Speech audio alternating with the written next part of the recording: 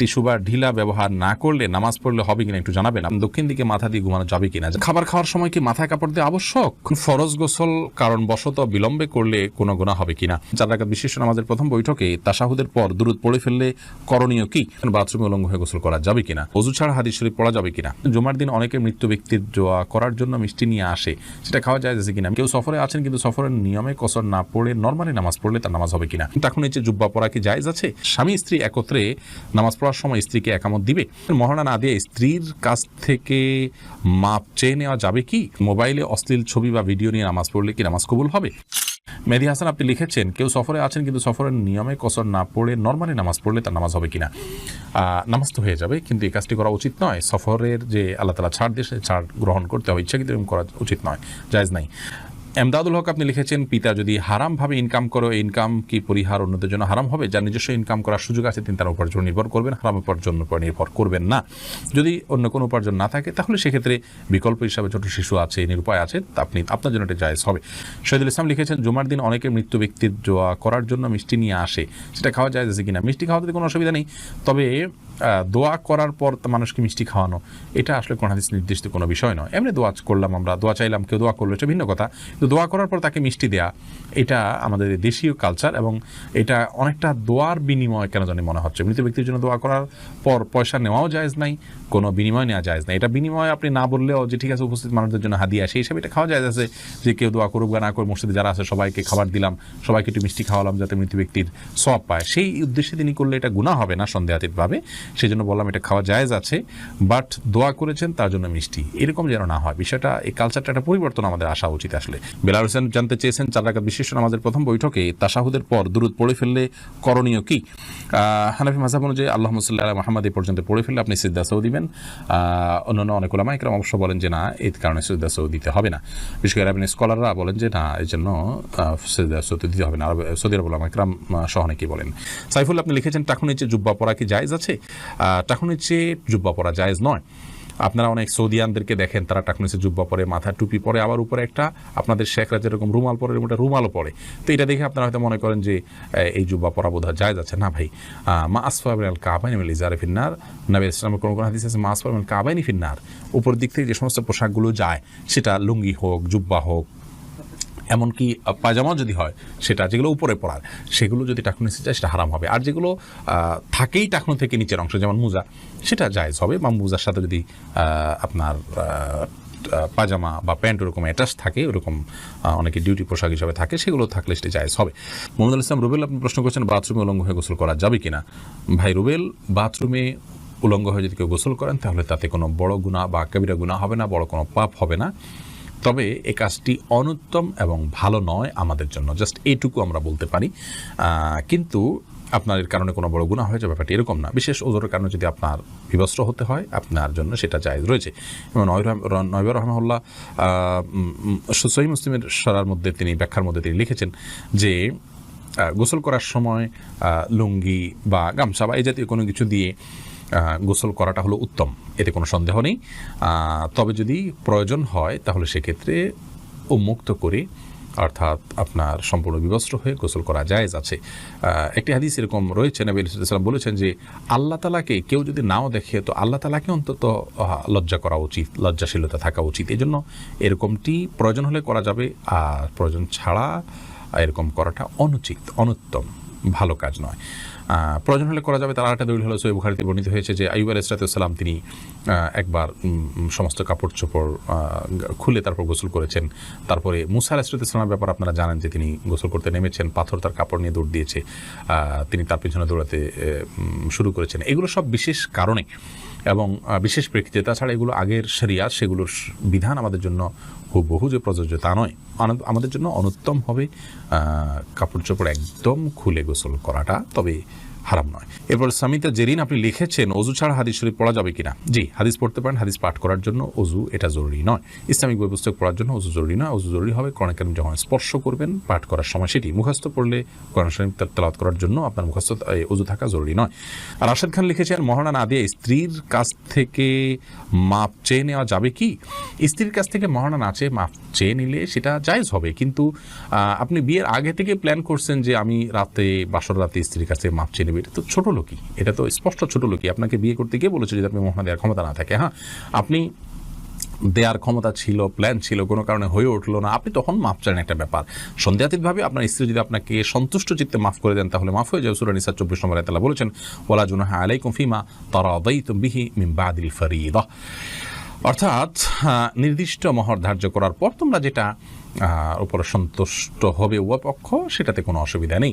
কোরআন কারীমে অন্য আয়াতে আল্লাহ আল্লাহ তাআলা আরও বলেছেন যে তোমাদের স্ত্রী যদি তোমাদেরকে কোনো ছাড় দেন মহর ব্যাপারে তাহলে সেক্ষেত্রে ফাকুলুহু হানিআম মারিআ, তাহলে সেই ছাড় তোমরা গ্রহণ করতে পারো। কিন্তু আমার জানা নাই যে কোনো সাহাবী মহর ধার্য হওয়ার পরে স্ত্রীর কাছে মাপ চাইছেন যে আমাকে মাফ করে দাও, এটা আমাদের কাপুরুষতা। এখন আসলে পৃথিবীতে ভাবের অভাব, ধরার সময় 10 লাখ 20 লাখ ধরি ভাবের জন্য, কিন্তু এরপরে মাপ চাই আমরা তলে তলে, এটা উচিত নয়, এটা কাপুরুষতা। এবং আগে থেকে সেজন্য আমাদের প্ল্যান থাকা উচিত। বাকি মৌলিকভাবে যদি স্ত্রীর কাছে আপনি মাপ চান, তিনি যদি মন থেকেই মাফ করে দেন আপনার মাফ হয়ে যাবে ইনশাআল্লাহ। স্বামী স্ত্রী একত্রে নামাজ পড়ার সময় স্ত্রীকে একামত দিবে না, স্বামী স্ত্রী একত্রে যদি জামাতের সাথে সালাত আদায় করেন তাহলে সেক্ষেত্রে স্বামী নিজে একামত দিবেন, তিনি নিজেই ইমামতি করবেন, স্ত্রী একামত দিবেন, স্বামী ইমামতি করবেন, ব্যাপারটা কিন্তু সেরকম নয়। আব্দুল মতিন আপনি লিখেছেন মোবাইলে অশ্লীল ছবি বা ভিডিও নিয়ে নামাজ পড়লে কি নামাজ কবুল হবে? নামাজ কবুল হয়ে যাবে, কিন্তু মোবাইলে ছবি, অশ্লীল বা হারাম কোনো কিছু নিয়ে যদি আপনি সালাত আদায় করেন তাহলে সেক্ষেত্রে আপনি আল্লাহ রাব্বুল আলামিনের সামনে দাঁড়াচ্ছেন, সে অবস্থায় আপনার যে মন মানসিকতা থাকা উচিত সেটি হচ্ছে না।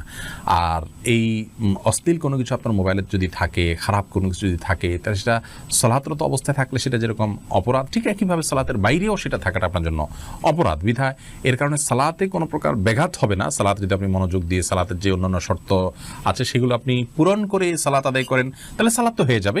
বাট এই হারামটা আলাদা একটা আপনার জন্য ক্ষতিকর, আপনার সালাতের মধ্যে মনোযোগ নষ্ট হতে পারে, সেজন্য মোবাইল থেকে হারাম জিনিস এমনিতে সরিয়ে ফেলা উচিত, তবে সালাতের এটার কারণে কোনো ক্ষতি হবে না। জুলকারনাইন আপনি লিখেছেন ফরজ গোসল কারণবশত বিলম্বে করলে কোনো গুনাহ হবে কিনা? গোসল বিলম্ব করলে কোনো গুনাহ হবে না, তবে ফরজ গোসল যদি আপনি দেরিতে করতে চান পরবর্তী ফরজ নামাজের আগে আগে আপনাকে করে ফেলতে হবে। আর মাঝে যদি অন্য কাজ করতে চান, রাতে গোসল ফরজ হয়েছে, আপনি ফজরের নামাজের আগ মুহূর্তে গোসল করবেন, তাহলে মাঝে অন্য কাজের জন্য এমনকি ঘুমানোর জন্য ওযু করে ঘুমানোটা হলো সুন্নাহ, নবী সাল্লাল্লাহু আলাইহি ওয়াসাল্লাম এটি করতেন, এটি করা ভালো। বাকি গোসল তৎক্ষণাৎ করে ফেলতে হবে, কোনো বাধ্যবাধকতা নেই। গোসল ফরজ গোসল না করে অন্য কাজ কাম করলে মেয়েদের উপরে অনেক রকমের প্রেশার আমাদের সমাজ থেকে আসে, তো এটা উচিত নয়। এটা ছেলে মেয়ে সবার জন্য ইসলাম জায়েজ রেখেছে, ওযু করে তিনি অন্য কাজ করতে পারেন, কিন্তু যথাসম্ভব দ্রুত ফরজ গোসল করে, ফরজ যেহেতু রয়েছে দ্রুত গোসল করে ফেলতে পারে সেটা ভালো, কিন্তু অন্য কাজ করা যাবে না এমন কোনো কথা নেই। মাহফুজ বিন জাহাঙ্গীর আপনি লিখেছেন আসরের পর থেকে মাগরিবের আগ পর্যন্ত পড়াশোনা করলে নাকি সমস্যা হয়, কথাটা সত্য না, এটা মন করা বিষয়, এমন কোনো কথা নেই, আলোর মধ্যে থেকে আপনি পড়তে পারেন। আরাফাত সানি আপনি লিখেছেন দক্ষিণ দিকে মাথা দিয়ে ঘুমানো যাবে কিনা? যাবে, কোনো অসুবিধা নেই। এরপরে সাদিয়া বিনতে আজাদ লিখেছেন খাবার খাওয়ার সময় কি মাথায় কাপড় দেওয়া আবশ্যক? না বোন, খাবার খাওয়ার সময় আমরা মাথায় কাপড় দিতে বাধ্য নই, কারণ হাদিস আমাদেরকে এরকম নির্দেশ দেয় না যে ছেলে হোক মেয়ে হোক নারী হোক পুরুষ হোক খাবার সময় আমাদেরকে টুপি দিতে হবে। অনেকে দেখা যায় খেতে বসলে টুপিটা তালাশ করে, আমার টুপিটা দাও আমি খেতে বসবো, অনেকে মনে করেন মাথায় কাপড় দিয়ে তারপরে খেতে হয়, না এমন কোনো বাধ্যবাধকতা নেই। খাওয়ার সময় আপনার মাথা খালিও থাকতে পারে, ঢেকেও আপনি খেতে পারেন, এ বিষয়ে কোনো বিশেষ নিষেধাজ্ঞা নেই। রদ্দুল মুখতারি লেখা হয়েছে যে ওয়ালা বাসা বিল আকলি মুত্তাকিয়ান ও মাকসুফার রাসি, অর্থাৎ গ্রহণযোগ্য মত অনুযায়ী উন্মুক্ত মাথায় অর্থাৎ খালি মাথায় বসে খেতে কোনো অসুবিধা নেই। এমনি শাকিল ইসলাম লিখেছেন টিস্যু বা ঢিলা ব্যবহার না করলে নামাজ পড়লে হবে কিনা একটু জানাবেন। আপনি যদি পবিত্রতা অর্জন করেন পানি দিয়ে এবং ভালোভাবে করেন, আপনি নিশ্চিত হন যে আর পেশাব বের হয়নি, তাহলে সেক্ষেত্রে আপনার নামাজ হয়ে যাবে। আপনার পবিত্রতাটা নিশ্চিত করাটা হলো মূল বিষয়।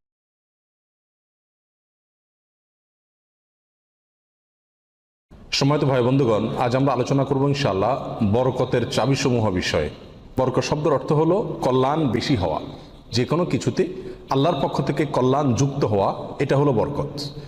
অতএব আমাদের জীবনে, আমাদের আমলে, আমাদের রুজিতে, আমাদের ইনকামে, আমাদের সন্তান সন্ততিতে, আমাদের সব কিছুতে আল্লাহ সুবহানাহু ওয়া তাআলার পক্ষ থেকে বরকত আসবে। বেশ কিছু আমল আছে, সে আমলগুলো করলে এগুলোকে আমরা এক কথায় বলতে পারি বরকতের 10টি চাবি। এই চাবিগুলো যদি আমরা ব্যবহার করি তাহলে ইনশাআল্লাহ বিদিনিল্লাহ আমাদের জীবন বরকতময় হয়ে যাবে। তার ভিতরে 1 নম্বরের চাবি হলো বরকতের ঈমান এবং তাকওয়া। প্রিয় ভাইরা, যখন ঈমান এবং তাকওয়া কারোর মধ্যে থাকে তখন আল্লাহ সুবহানাহু ওয়া তাআলার পক্ষ থেকে বরকতের বারিধারা তার প্রতি বর্ষণ হতে থাকে। আল্লাহ সুবহানাহু ওয়া তাআলা কোরআন কারীমে বলেছেন ওয়ালাউ আন্না আহলাল কুরা আমানু ওয়াত্তাকাউ লাফাতাহনা আলাইহিম বারাকাতিম মিনাস সামাই ওয়াল আরদ, যদি কোনো জনপদের লোকেরা ঈমান আনে এবং তাকওয়া অবলম্বন করে তাহলে আমি আসমান থেকে এবং জমিন থেকে, উপর থেকে নিচ থেকে, উভয় দিক থেকে বরকতের সমস্ত দুয়ার খুলে দেব। এই জন্য কেউ যদি ঈমান আনে আর তাকওয়া অবলম্বন করে, এই দুটি জিনিস যদি কারোর ভিতরে থাকে, তাহলে আল্লাহ সুবহানাহু ওয়া তাআলার ওয়াদা হলো আসমান এবং জমিন থেকে বরকতের সমস্ত দুয়ারগুলো তার জন্য কি করে দেওয়া হবে? খুলে দেওয়া হবে। বরকতের দ্বিতীয় নম্বর চাবি হলো যে কোনো কাজের শুরুতে বিসমিল্লাহ বলা। যে কোনো কাজের শুরুতে কি করা? বিসমিল্লাহ বলা। নবী আলাইহিস সালাম বলেছেন, তোমাদের মধ্যে কেউ যখন খানা শুরু করে এবং সে যদি বিসমিল্লাহ বলে, তো শয়তান তার সাথে ওই খাবারে যোগ দিতে পারে না, ভাগ বসাতে পারে না। যেটুকু আছে সেটুকু তার জন্য কল্যাণ বয়ে আনে, কল্যাণ করা হয় খাবার। অনুরূপভাবে কেউ যদি বাসা বাড়িতে প্রবেশ করে, বিসমিল্লাহ বলে ঢুকে, তাহলে সেই ঢোকার সময় তার সাথে কি হতে পারে না? শয়তান যোগ দিতে পারে না। অনুরূপভাবে প্রত্যেকটা কাজে বান্দা যখন ভালো কাজে যখন বিসমিল্লাহ বলে শুরু করে, তখন শয়তান সে কাজে আর অংশগ্রহণ করতে পারে না। আর শয়তান যখন ইন্টারফেয়ার করতে পারে না, তাহলে আল্লাহ সুবহানাহু ওয়া তাআলার পক্ষ থেকে সেখানে বরকত আসা খুবই সহজ হয়ে যায়, এটাই স্বাভাবিক। অতএব বিসমিল্লাহর পরিমাণ বেশি বলা। 3 নম্বর বরকতের চাবি হলো ভাই কোরআনে কারিমের সাথে সম্পৃক্ততা বাড়ানো। যে যত বেশি কোরআনের সাথে সম্পর্ক গড়বে তার জীবনে তত বেশি বরকত নেমে আসবে। যে ঘরে কোরআন তেলাওয়াত হবে, কোরআনের চর্চা হবে, কোরআনের শেখা হবে, কোরআন বুঝাবুঝি হবে, কোরআনের উপর আমল করার প্রবণতা থাকবে, অভ্যাস থাকবে, সেই ঘরে আল্লাহ সুবহানাহু ওয়া তাআলার বরকত তত বেশি আসবে। তাহলে বরকতের 3 নম্বর চাবি হলো কি? কোরআনের সাথে সম্পর্ক বেশি বেশি করা, কোরআন তেলাওয়াত করা, কোরআন বুঝা, কোরআন অনুযায়ী আমল করার চেষ্টা করা। যত বেশি যে করবে আল্লাহ তাআলা তার জীবনের প্রতিটা পদে পদে তত বেশি কি দিবেন? বরকত দান করবেন। বরকতের 4 নম্বর যে চাবি আছে সেটা হলো ভাই সাদাকা করা, দান করা। কি করা? দান করা, সাদাকা করা। সাদাকা এবং দান করলে বহু হাদিস থেকে বোঝা যায়, জানা যায় যে বিপদ আপদ দূর হয়ে যায়। আমাদের যে কোনো কাজ থেকে, যে কোনো অর্থকড়ি থেকে, যে কোনো উপার্জন থেকে আমাদের কল্যাণটা আসে না, এর একটা বড় কারণ হলো বিপদ এসে যায়। আমি একটা দোকানদারি শুরু করলাম, একটা বিপদ এসে গেল, তাহলে আমার সেখান থেকে কল্যাণটা আর আসলো না। তো বরকত যদি আপনি চান প্রত্যেকটা বস্তুতে, প্রত্যেকটা জিনিসের কল্যাণ আসুক, উপকার হোক জিনিসটা আপনার জন্য, ছোট চাকরি, অল্প আয়, ছোট ব্যবসা, এর ভিতরেই আল্লাহ তাআলা কল্যাণ দিয়ে দেখ। আপনি যদি চান তাহলে আপনাকে কি করতে হবে? সাদাকার অভ্যাস করতে হবে, দান। নাম্বার 5, বরকতের 5 নম্বর চাবি হলো ভাই আত্মীয় স্বজনের সাথে সম্পর্ক ভালো রাখা। এটা বহুল পরীক্ষিত একটি আমল ভাই। আত্মীয় স্বজনের সাথে যে যত বেশি সম্পর্ক ভালো রাখে, মা বাপ, ভাই বোন, ফুফু, চাচা, কাছের লোকজন, রক্ত সম্পর্কীয় লোক যারা, বিশেষ করে তাদের সাথে যে যত বেশি সম্পর্ক ভালো রাখে এবং তাদের সাথে সম্পর্ককে নষ্ট করে না, তারা যদি দুর্ব্যবহার করে তো নিজের পক্ষ থেকে ভালো ব্যবহার করার চেষ্টা করে, তো এই লোকের জীবনে আল্লাহ তাআলা বরকত দান করেন। এটা পরীক্ষিত বিষয়। অতএব এই চাবিটি বরকতের, এটা খুবই গুরুত্বপূর্ণ। 5 নম্বর, অর্থাৎ আত্মীয় স্বজনের সাথে, রক্ত সম্পর্কীয় লোকদের সাথে কি করতে হবে? সম্পর্ক সবসময় বিল্ড আপ করার চেষ্টা করতে হবে, তাদের খোঁজখবর নিতে হবে, সাধ্য অনুযায়ী তাদের পাশে দাঁড়াতে হবে। যদি পাশে দাঁড়াতে নাও পারেন, অন্তত সম্পর্কটাকে কি করতে হবে? ভালো রাখার চেষ্টা করে যেতে হবে। নাম্বার 6, বরকতের 6 নম্বর চাবি হলো ভাই সকালবেলায় ভোরে ভোরে কাজে যাওয়া। নবী আলাইহিস সালাম দোয়া করেছেন, আল্লাহুম্মা বারিক লি উম্মতি ফি বুকুরিহা, আল্লাহ আমার উম্মতকে সকালবেলা আপনি বরকত দান করবেন। অন্য এক রওয়ায়াতে আসছে বুরিক লি উম্মতি ফি বুকুরিহা, তিনি বলেছেন আমার উম্মতের জন্য সকালবেলার সময়টাতে বরকত দেওয়া হয়েছে। অতএব সকালের সময়টাতে আপনি ঘুমায় থাকেন, তাহলে বরকত কোত্থেকে আসবে? এই টাইমটাতে কাজ করতে হবে। এবং কিছু কিছু কাজ আছে, কিছু কিছু পেশা আছে যে সকালবেলা করার মতন, আপনি মার্কেটে দোকান আছে, সকালে ভোরে খোলার সিস্টেম নাই, তাহলে সেটা তো আপনি খুলবেন না। কিন্তু অন্তত তার প্রস্তুতি, প্রাক প্রস্তুতিগুলো সকাল থেকে হয়ে যাওয়া উচিত। এবং সকালের টাইমটা আসলে ঘুমের কোনো উপযুক্ত টাইম না। নাম্বার 7, বরকতের 7 নম্বর চাবি হলো ভাই নিজে 5 ওয়াক্ত সালাত আদায় করতে হবে এবং পরিবারের লোকদেরকে সালাতের নির্দেশ করতে হবে। বহু লোক নিজে নামাজ পড়ে, কিন্তু বাচ্চা কাচ্চা, ফ্যামিলির লোকজন তারা নামাজ পড়ছে কিনা সে বিষয়ে কি করে না, খবর রাখে না। আল্লাহ সুবহানাহু ওয়া তাআলা কোরআন কারীমের ভিতরে বলেছেন, ওয়া উমুর আহলাকা বিস-সালাত, তুমি তোমার পরিবারকে নামাজের নির্দেশ করো। নিজে তো পড়তেই হবে, পরিবারকেও নির্দেশ করো। ওয়াসতাবির আলাইহা, এবং এটার উপর অটল থাকো, ধরে রাখো এটাকে। তাহলে কি হবে? লা নাসআলুকা রিজকা, আমি তোমাদের কাছ থেকে, আল্লাহ বলছেন আমি তোমাদের কাছ থেকে রিজিক চাই না, নাহনু নারযুকুকা ওয়াল আকিবাতু লিত-তাকওয়া, বরং এই কাজ করলে, আমল করলে আমি তোমাদেরকে রিজিক দিব। নাম্বার 8, বরকতের 8 নম্বর চাবি হলো ভাই তাওয়াক্কুল করা, আল্লাহর উপরে, আল্লাহর উপরে ভরসা করা। মুমিন যত বেশি আল্লাহর উপরে ভরসা করবে, আল্লাহ তাআলা তত বেশি তাকে সাহায্য করবে। আর আল্লাহর প্রতি ভরসা যত কমে যাবে, আস্থা যত কমে যাবে, নির্ভরতা যত কমে যাবে, দুনিয়ার কোনো বস্তুর প্রতি যখন আস্থা বেশি হয়ে যাবে, আল্লাহ তাআলা তাকে ওই বস্তুর হাতেই বিদ্যুৎ করে ছাড়েন। এটাই আল্লাহ সুবহানাহু ওয়া তাআলার সুন্নাহ, যার কারণে আল্লাহর প্রতি যে যত বেশি তাওয়াক্কুল করে আল্লাহ তাআলা তাকে তত বেশি উদ্ধার করেন এবং সাহায্য করেন। বরকতের জন্য এটা একটা অন্যতম উপায়, যে যত বেশি আল্লাহর উপরে ভরসা করবে, বিশেষ করে রিজিকের ব্যাপারে, তত বেশি আল্লাহ সুবহানাহু ওয়া তাআলার পক্ষ থেকে কি আসবে? বরকত আসবে।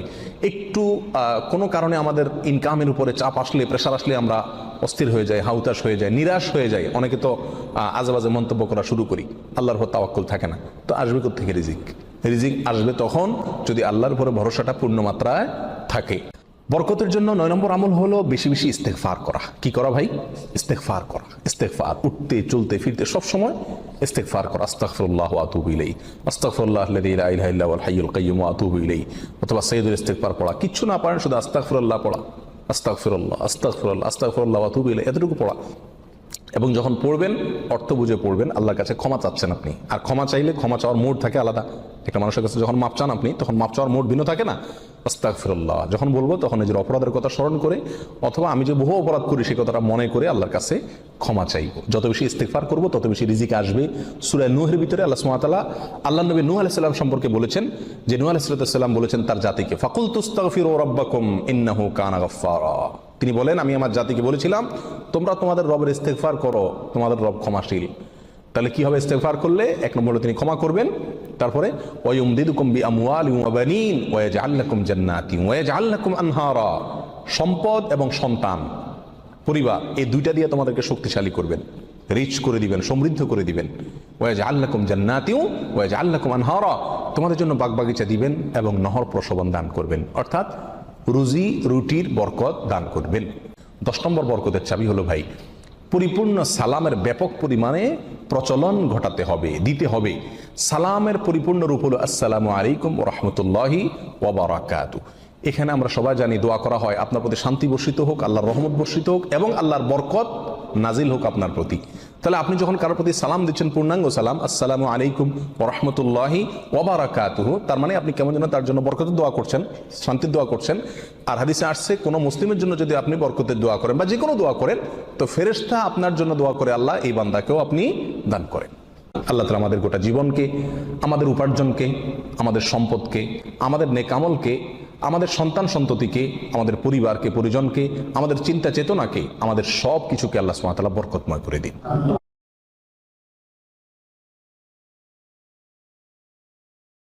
বন্ধুরা, আল্লাহর দ্বীন প্রচারের স্বার্থে ভিডিওটি সাবস্ক্রাইব ও শেয়ার করে অন্যদের আমল করার সুযোগ করে দিলে আপনিও সওয়াব পাবেন এবং আমরাও আরো নতুন নতুন ভিডিও বানাতে উৎসাহ পাবো। জাযাকুমুল্লাহু খায়র। আল্লাহ হাফেজ।